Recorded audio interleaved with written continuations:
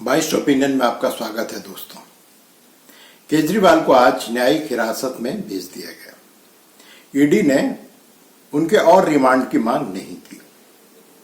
कहा कि जब हमें जरूरत होगा तो हम इनसे बात कर लेंगे। लेकिन कोर्ट में दोस्तों कुछ और भी आज हुआ। ईडी के जो वकील है उन्होंने कोर्ट में कहा कि केजरीवाल ने पूछताछ के दौरान कहा कि विजय नायर जो कि साउथ लॉबी और जो दिल्ली में जो आपकी सरकार है इसके बीच का जो मध्यस्थ था विजय नायर, वो केजरीवाल को रिपोर्ट नहीं करता। ये केजरीवाल ने खुद कहा है कि वो विजय नायर मुझे रिपोर्ट नहीं करता था, वो आतिशी मारलेना और सौरभ भारद्वाज जो अभी वर्तमान में दिल्ली सरकार में मंत्री हैं और उनका दर्जा नंबर 2 और 3 का है केजरीवाल के बाद। तो उन्होंने कहा कि मुझे ये रिपोर्ट नहीं करता था, ये आतिशी और सौरभ को रिपोर्ट करता था। अब इसके जरिए केजरीवाल ने किया क्या? केजरीवाल ने जो उनके ऊपर जो आक्षेप लग रहा है, जो आरोप लग रहा है, उससे अपने को अलग करते हुए उन्होंने कहा कि ये सारा कुछ किया धरा, या अप्रत्यक्ष रूप से उन्होंने कहा कि सारा किया धरा जो है वो सौरभ और आतिशी का है। अब इसको जानकार लोग कई दृष्टिकोण से देख रहे हैं। कुछ लोगों का कहना है कि वो अपनी पत्नी जो सुनीता केजरीवाल है उनके लिए कि वो मुख्यमंत्री बनने की जो उनकी चाह है, या जो केजरीवाल खुद भी चाहते हैं कि मेरे बाद में मेरी पत्नी मुख्यमंत्री बने, उसका रास्ता साफ कर रहे हैं। क्योंकि अभी जो नंबर 2 और 3 की स्थिति में सौरभ भारद्वाज और आतिशी हैं, अगर ये दोनों ही वहां पे नहीं होंगे या वो दोनों ही उनके साथ में तिहाड़ में होंगे तो उस स्थिति में कोई बचता है नहीं। गोपाल राय वरिष्ठ नेता जरूर हैं लेकिन वो डायनेमिक नहीं है और लोगों का कहना है कि वो शायद मुख्यमंत्री पद के योग्य भी नहीं है। तो स्वाभाविक है फिर सिर्फ सुनीता केजरीवाल का ही नाम बचता है और वो मुख्यमंत्री बन जाएंगे। ये आशंका बहुत दिनों से चल रही थी दोस्तों कि दिल्ली में राबरी 2.0 दोहराया जाएगा और लगता है कि अब वो होकर रहेगा। और सुनीता भारद्वाज भी जिस तरह से लोगों के बीच में आ रही हैं, इमोशनल बातें कर रही हैं, केजरीवाल जो भी उनके कान में ईडी के कस्टडी में रहते हुए कहते थे उसको वो रिकॉर्ड करके, और रिकॉर्डिंग करते समय वो मुख्यमंत्री के उसी कुर्सी पर बैठते थे जिसमें कभी केजरीवाल बैठा करते थे। उनके पीछे भगत सिंह और अंबेडकर का तस्वीर भी लगा हुआ होता था और उसको वो जारी किया करती थी। तो उस समय से ही लगने लगा था कि कुछ ऐसा होगा। लेकिन केजरीवाल अपनी पत्नी को मुख्यमंत्री बना करके अपने इतने पुराने दोस्त आतिशी और सौरभ को एक झटके में बाहर कर देंगे, ये किसी ने नहीं सोचा था। और आज कोर्ट से निकलते समय जब आतिशी से और सौरभ भारद्वाज से भी जब पत्रकारों ने पूछा कि उन्होंने ऐसा ऐसा कहा तो उन्होंने नो कमेंट वाली स्थिति में बिना कोई जवाब दिए वहां से निकल जाना ही उचित समझा। वैसे दोस्तों कल दिल्ली के रामलीला मैदान में, रामलीला मैदान याद है ना दोस्तों, जब केजरीवाल, अन्ना हजारे और इनके आज के जितने सहयोगी कहिए या चेले चपड़े कहिए, ये सब मिल बैठ करके वहां पे भ्रष्टाचार के खिलाफ आंदोलन किया करते थे। वो भी क्या दिन थे, लोगों ने सोचा कि बस देश में क्रांति आ ही गई और अगर नहीं आ गई तो आने ही वाली है। केजरीवाल को लोगों ने मसीहा समझा और वो मसीहा जब खुद भ्रष्टाचार के आरोप में ईडी कस्टडी में था तब वहां पर सारे विपक्षी दल, जिन विपक्षी दलों को केजरीवाल उन दिनों पानी पी पी कर गाली दिया करता था और सबको भ्रष्टाचार का सर्टिफिकेट बांटा करता था, वो सब के सब वहां पे हाथ उठा के एक दूसरे से जोड़ करके केजरीवाल जेल में उसका समर्थन वहां खड़े थे। वहां पे मंच में जो लोग थे दोस्तों, वो या तो जिनके पति जेल में गए हुए हैं उनकी पत्नियां मौजूद थी, या फिर जो जमानत पे बाहर हैं वो सारे नेता वहां मौजूद थे। वहां एक भी ऐसा नेता नहीं था जिसके बारे में कोई भी आदमी कह सके, विश्वासपूर्वक ना सही यूं ही कहने के लिए भी कह सके कि हाँ नहीं ये ईमानदार नेता है। वहां पे कोई ऐसा नेता मौजूद नहीं था और सबके सब वहां पे एक दूसरे से हाथ जोड़ करके हाय तौबा मचाए हुए थे, हाय हाय केजरीवाल को जेल के अंदर डाल दिया। कुछ लोगों ने हेमंत सोरेन को जेल के अंदर में डाल दिया। अरे हेमंत सोरेन के पास तो नैतिकता बची हुई थी कि वो व्यक्ति जेल जाने से पहले कम से कम इस्तीफा देता है, लेकिन ये अनैतिक व्यक्ति जो पहले ईडी कस्टडी में था अभी जेल जा रहा है लेकिन इस्तीफा देने का नाम नहीं ले रहा है। वो जब पूरा माहौल बन जाएगा उसकी पत्नी के प्रति, उसके पत्नी के पक्ष में कि हाँ इन्हीं को मुख्यमंत्री बना दिया जाए, क्योंकि अब तो कोई बचा ही नहीं, अब सिर्फ यही बची हैं तो इनको मुख्यमंत्री बना दिया, तब तक ये व्यक्ति इस्तीफा देने वाला नहीं है। या फिर ये हो सकता है कि सुप्रीम कोर्ट जो है संज्ञान ले कि भाई देश में संवैधानिक व्यवस्था जो है इस चुनाव के मौसम में धराशायी हो रहा है, तब ये हटेगा। या फिर एलजी हिम्मत करके कह दे कि भाई इसको अब यहां से या तो आप मुख्यमंत्री बदल लीजिए, और नहीं अगर आप ऐसी करने की स्थिति में नहीं है तो आप जाइए, तभी ये आदमी मुख्यमंत्री पद को त्यागेगा। उससे पहले ये व्यक्ति मुख्यमंत्री पद त्यागने वाला नहीं है, कोई कुछ भी कर ले। लेकिन रामलीला मैदान में कल जो इनके बीच का एकता है, जो एकता है इन दोनों ये सारे इंडी अलायंस के लोगों के बीच में, वो भी कल देखने को मिली। दरअसल हुआ ये कि पहले जब मंच सजाया जा रहा था तो डाइस के नीचे केजरीवाल का बड़ा सा पोस्टर लगाया गया। अब कांग्रेसियों ने विरोध कर दिया कि भाई ये जो रैली हो रही है ये सिर्फ आम आदमी पार्टी की रैली तो है नहीं, ये सारे इंडी अलायंस की रैली है, तो यहाँ पे केजरीवाल का पोस्टर क्यों लगेगा, और बाद में उसको वहां से हटा दिया गया। तो ये तो इनकी एकता का सबूत था। वहां पे जितने भी पत्रकार मौजूद थे जिनसे मेरी बात हुई और जिन लोगों से मैंने वहां के बारे में जानने की कोशिश की, उन सबका ये कहना था कि किसी भी समय में वहां पे 8 से 10 हजार से ज्यादा लोग मौजूद नहीं थे, और वो भी ये भीड़ स्वतः स्फूर्त नहीं थी, स्पॉन्टेनियस भीड़ नहीं थी ये केजरीवाल के पक्ष में। वहां पे भाड़े के जो चुनावी मौसम में होता है, हर पार्टी करती है, वहां पे भाड़े पर लाए हुए भीड़ वहां पे खड़ी थी। हालांकि जो उस सभा के कर्ता धर्ता उन्होंने भी ये नहीं कहा कि भाई वहां पे 1 लाख से ज्यादा की भीड़, वो भी कह रहे थे कि भाई 1 लाख लोग तो जमा हुए थे, जबकि वास्तविकता इससे पहले वहां पे 8 से 10 हजार कुर्सियां खाली पड़ी थी, और इनमें से कोई भी नेता ऐसा नहीं था जिनको सुनने के लिए कम से कम वहां जो मौजूद लोग थे वो उत्सुक हों।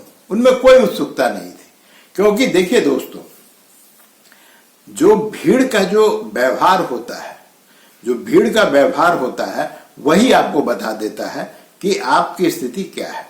बहुत पहले की बात है, तुगलक एक मैगजीन हुआ करती है, अभी भी प्रकाशित होती है चेन्नई से, तो उसके संपादक थे चो रामास्वामी।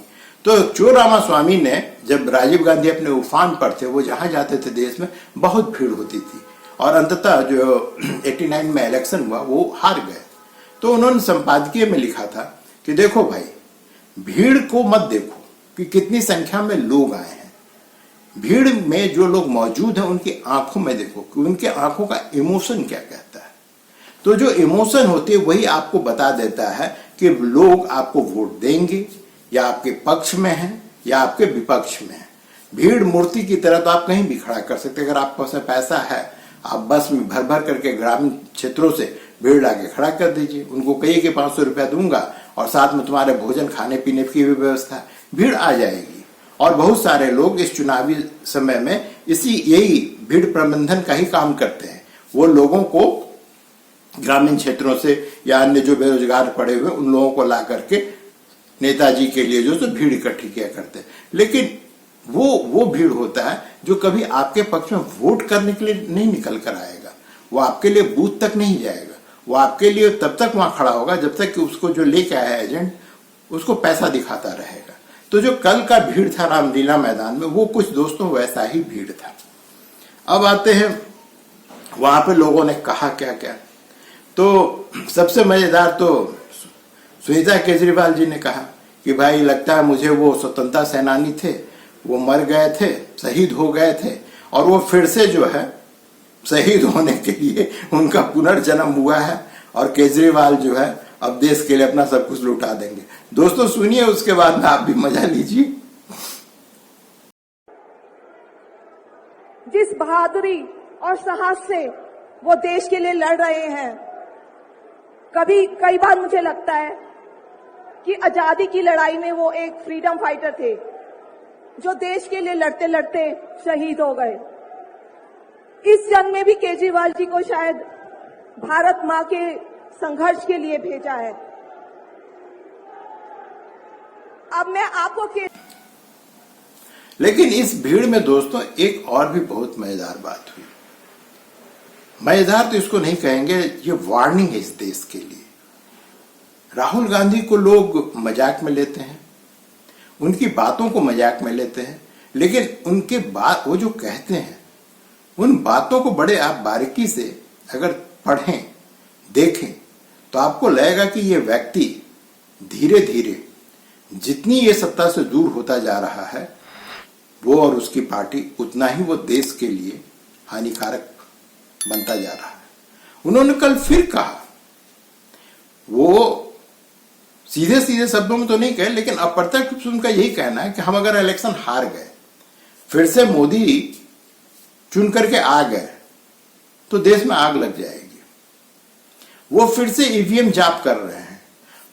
ये ठीक है, आपको ईवीएम पे विश्वास नहीं है। जो पार्टी इससे पहले 14 से पहले ईवीएम के खिलाफ बीजेपी भी बोला करती थी, वो भी कहा करते थे कि ईवीएम में ही दोष है इसीलिए हम हार रहे हैं।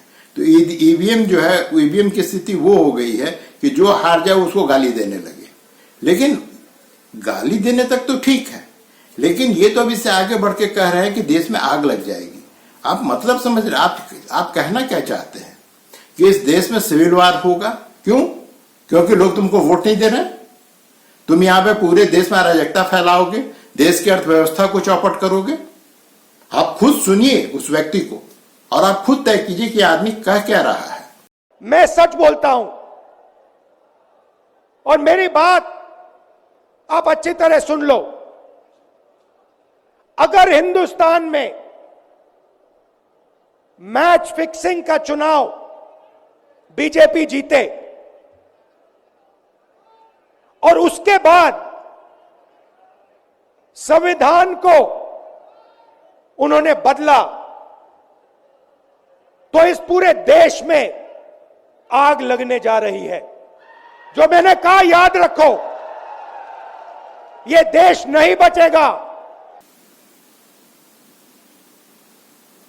आपने सुना दोस्तों कि ये, और ये पहली बार नहीं है, ये इससे पहले जाके विदेशों में यही सब हरकतें करते, ये बोला करता था। और वहां पर एक सीमित ग्रुप, कुछ एनजीओ टाइप के लोग हैं जो भारत विरोधी हैं, उन सबके बीच में बैठ के बैठक किया करता था। और इसका इतिहास रहा है कि वहां पे जो बकता है फिर कुछ दिन बाद यहां पे आकर अपनी सभाओं में बकना प्रारंभ करता है। भाई तुम्हें इस देश ने क्या नहीं दिया? तुम उसी सांसद के सदस्य बनकर के सारी सुविधाएं ले रहे हो। तुमको जब मन करता तब तुम उसी संसद में जाकर के सरकार का विरोध करते हो। आज तक तुम्हें किसी ने कुछ कहा? अगर यहाँ पे जो इनका दावा है कि तानाशाही आ गई है, तानाशाही अगर आ गई होती तो तुम रामलीला मैदान में बैठ खड़े होकर के एक दूसरे के हाथ में हाथ जोड़ करके तुम मोदी को गाली देने की हिम्मत करते? तुम्हारी कभी हिम्मत होती? किसी तानाशाही देश में ये होता है क्या? चीन और नॉर्थ कोरिया में आपने ऐसा होता कभी देखा है? वहां पे रातों रात गायब कर दिया जाता है। और ये तो राहुल गांधी तो बहुत बड़ा नेता है। आप शाम में 5-6 बजे से टीवी डिबेट में देखिए, छुटभइये नेता जो पंचायत चुनाव जीतने लायक नहीं है वो भी वहां पे बैठ करके मोदी को खुलेआम गाली बकता है। खुलेआम गाली बकता है। आलोचना का एक स्तर होता है, ये आलोचना से परे जा करके कहीं गाली के हद तक पहुंच जाते हैं। क्या हो रहा है? कुछ नहीं हो रहा। वो गाली बकता है, अपना देह झाड़ता है, डिबेट खत्म हुई, अपने घर जाता है। कभी किसी के यहाँ नोटिस पहुंची है? लेकिन यही जो इनके इंडिया अलायंस के लोग हैं, ममता बनर्जी, डीएमके के स्टालिन है, इनके खिलाफ आप एक शब्द लिख करके दिखाइए सोशल मीडिया में, वहां का पुलिस आकर आपको गिरफ्तार करके ले जाएगी। ममता बनर्जी के खिलाफ एक प्रोफेसर ने एक कार्टून उसके पास सोशल मीडिया पे किसी ने भेजा, उसको उसने फॉरवर्ड कर दिया। उसके लिए उस बेचारे को 11 साल तक की जेल में सड़ाई है। 11 साल तक उसे जेल में रहना पड़ा। लेकिन लोग इस सब बातों से आंख मूंद लेते हैं। मोदी ने ऐसा किया, मोदी ने ऐसा किया। अरे मोदी की तानाशाही के बारे में कुछ तो बताओ, तानाशाही के कोई लक्षण तो उसमें दिखाओ। अब इसके बाद में क्या हुआ है दोस्तों कि जब से इलेक्टोरल बॉन्ड की सारी जानकारी जो सार्वजनिक की गई है, जो सार्वजनिक की जाती है उसी पे लोग प्रतिक्रिया देते हैं, हम और आप कोई भी। तो जब से ये जानकारी सार्वजनिक हुई है तब से जो है ये लोग बड़ा लाहालोट हुए पड़े हैं विपक्षी दल। और इनकी समस्या क्या है, विशेष करके कांग्रेस की, कि हमको पैसा कम क्यों मिला, भाजपा को ज्यादा पैसा क्यों मिला है। जिसको ज्यादा पैसा मिला है, इससे भी ज्यादा टीएमसी को, वो चुपचाप बैठ गया है। डीएमके को इससे ज्यादा पैसा मिला है, वो सबके सब चुपचाप बैठ गया है। लेकिन इसका फायदा कांग्रेस से भी ज्यादा अगर कोई पार्टी उठा रही तो आप पार्टी है। आप पार्टी के केजरीवाल ने इस पिछली बार कोर्ट में कहा कि ई बॉन्ड से स्पष्ट हो गया है, जो शरद रेड्डी है अरबिंदो फार्मेसी का, उसने जो है पैसा दे करके, रिश्वत दे करके 55 करोड़ का वो जो है सो जमानत पाया है, और असली घोटाला तो यहाँ पे हुआ है। ये हर और उनके प्रवक्ता हर बहस में, हर डिबेट में जाकर के यही बातें करते, शरद रेड्डी ने पैसा ले लिया, शरद रेड्डी ने पैसा दे दिया। कल मोदी जो है वो चेन्नई में थे, वहां पे एक टीवी शो है, टीवी चैनल है, उसका नाम है थांथी। तो थांथी को उन्होंने 1 घंटे का इंटरव्यू दिया।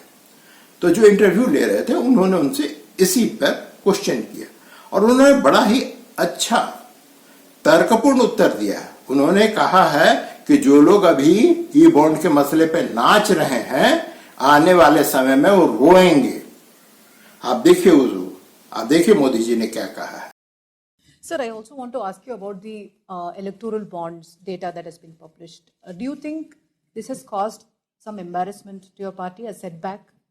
मुझे बताइए ऐसा क्या किया है कि जिसके कारण मुझे सेटबैक हो। मैं पक्का मानता हूं जो लोग इसको लेकर के आज नाच रहे हैं और गर्व कर रहे हैं वो पछताने वाले हैं। मैं जरा पूछना चाहता हूं इन सभी विद्वानों को कि 2014 के पहले जितने चुनाव हुए, चुनाव में खर्चा तो हुआ ही होगा ना, बिना खर्चा नहीं।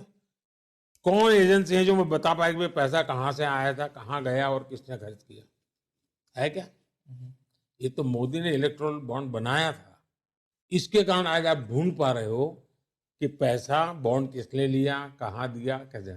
वरना तो पहले तो पता ही नहीं था, चुनाव था तो खर्चा होता था।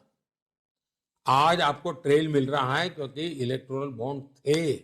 कोई व्यवस्था पूर्ण नहीं होती, कमियां हो सकती है, उसको कमियों को सुधारा जा सकता है। कम से कम इलेक्ट्रॉन बॉन्ड होता तो आपको बस जानकारी होती भाई यहां से यहां गया, यहां गया, यहां गया।